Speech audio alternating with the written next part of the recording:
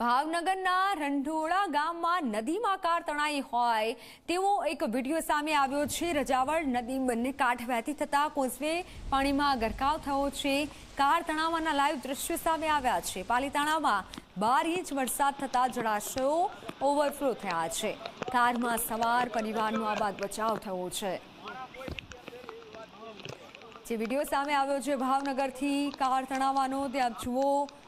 રજાવળ નદી બંને કાંઠે વહેતી થઈ અને જેના કારણે વધારે માત્રામાં પાણીની આવક નોંધાઈ। 12 ઇંચ જેટલો વરસાદ થતાં જળાશયો ઓવરફ્લો થયા છે અને તેમાં એક કાર તણાઈ રહી છે, પરંતુ રેસ્ક્યુ કરવામાં આવ્યું આ કારનું અને કાર તણાતો આ જે વિડીયો છે તે ખૂબ વાયરલ થયો છે। નદી બંને કાંઠે વહેતી થઈ છે, કોઝવેમાં વધુ પાણી આવ્યા છે। કાર તણાવવાના લાઈવ દ્રશ્યો સામે આવ્યા છે।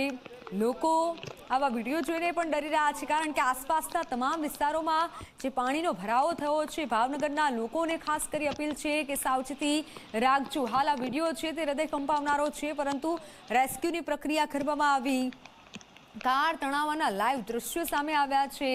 12 ઇંચ જેટલો વરસાદ થતાં જળાશયો પણ ઓવરફ્લો થયા છે।